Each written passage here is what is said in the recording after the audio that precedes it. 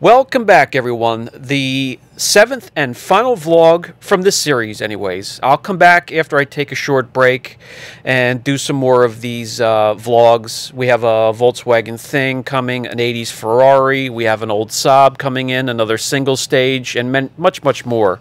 It is a little stressful moving the camera around and the lighting and trying to give you guys the best view of the correction. So I'll take a little break in between, but we're going to come back and show you some more of these. Here we have the scratch. Both quarters are now cut and cleaned so we can see the damage underneath with this long, deep scratch. Not quite as deep and prominent as the one on the door. We may even be able to remove this completely. If not, it'll take the perfect angle to see it. Let's get to work. Okay, so once again, we shed the polishing pads from the 2-inch polisher and we replace it with a 2-inch Trizact disc. This is 3000 grit, and we're going to work it and remove a couple layers of this paint and see if we can remove the scratch. Check your work often. If you need to rinse the residue or even wipe it off, look over what you did. If you need to go back and hit it with the 3000 grit, so be it.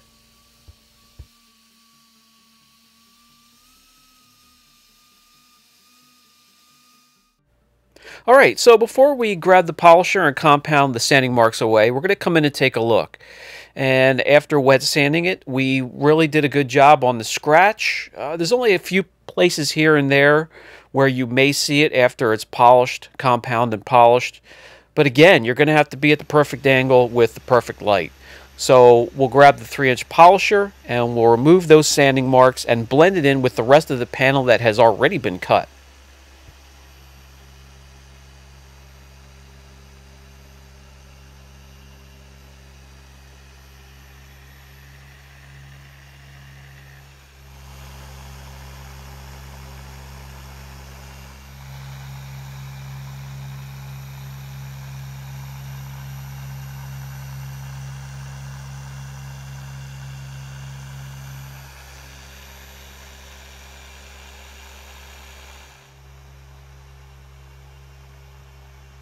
That should do it. Let me remove the residue and we'll come in and take a closer look.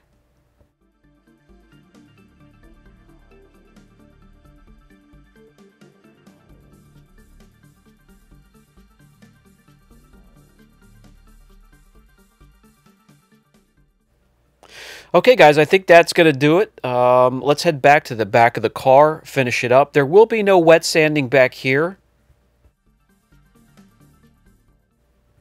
We're going to be cutting back here by using compound. We're going to mask everything off, and we'll start up here at the upper deck. And here we're just going to use a 5-inch backing plate on a short throw polisher.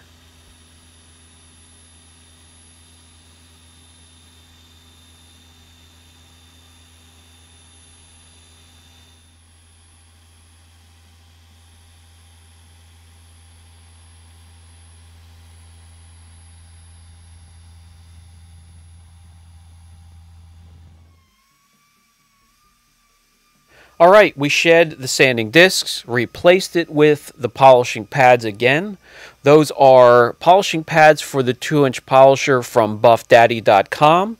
And we're going to take a nice trip around the emblems here, and then we're also going to use it down in between the headlights at the license plates area. We'll follow that up with a 3-inch flex polisher.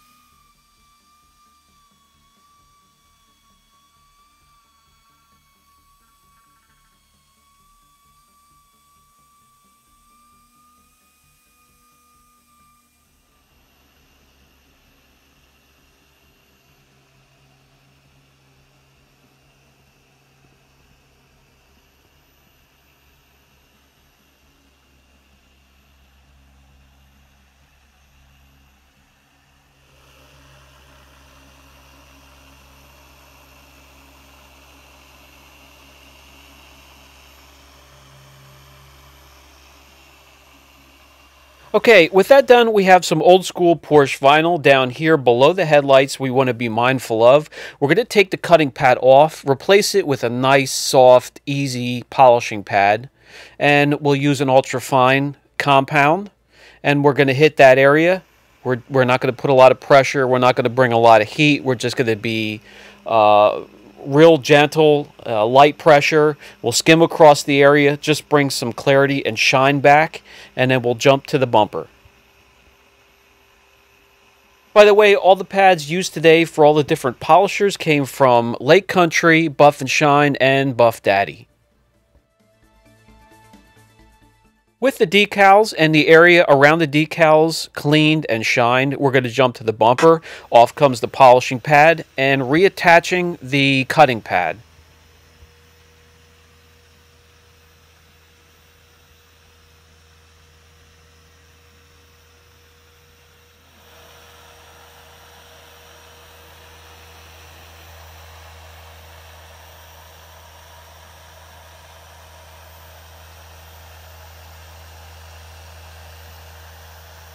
That does it for the Porsche Derriere, cut, cleaned, ready to go.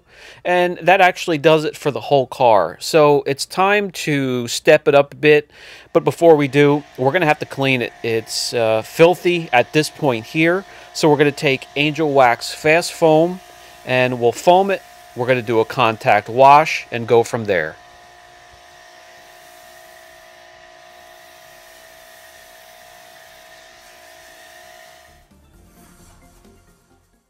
No bucket whatsoever. I foamed the heck out of the 10x10 Cyclone. We have no bonded contaminants, no road film, nothing whatsoever. Just a little bit of polish residue we want to clean off, so no need to waste water from a bucket.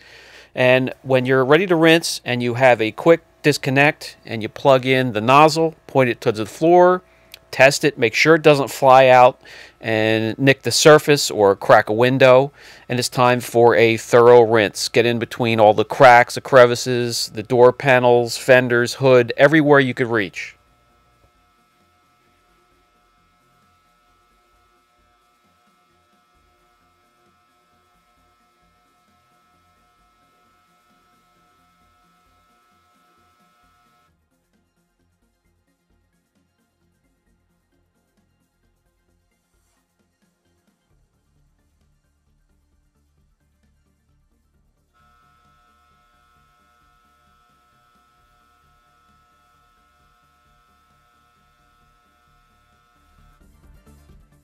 Dry the entire car with forced air, no matter how long it takes to dry it entirely, completely.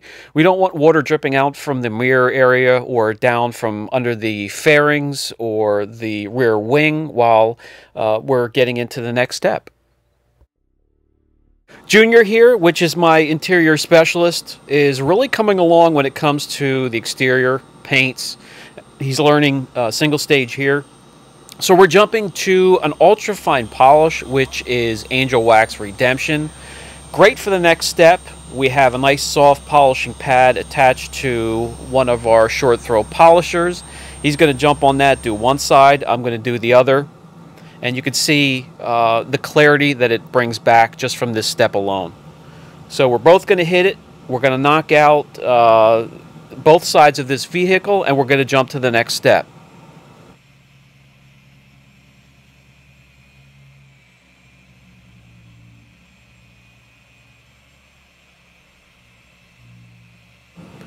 Alright, so as he removes the residue, you can see the hood has a nice reflection, some good gloss and shine, but we're not done yet. There's one final step, and that is the Angel Wax Perfect Polish, which I will have a dedicated video for. This is a cleaner. It does have some mild abrasives, so it can do some more polishing. I use it personally for my jeweling step and a preparation for a good wax, sealant, or coating.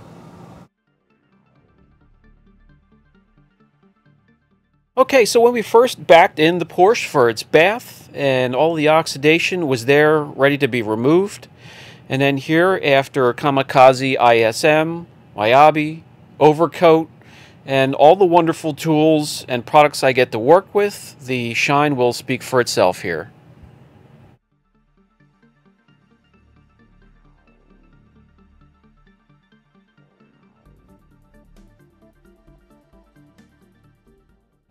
Guys, it's been a pleasure bringing this little series here, this mini vlog to you. It took a week to spread the videos out. It obviously didn't take a week to do the car.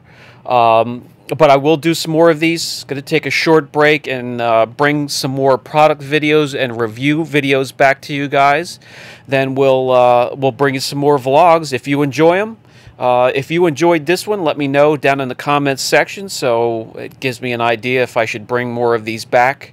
Again, it was a pleasure, and I'll catch you in the next video.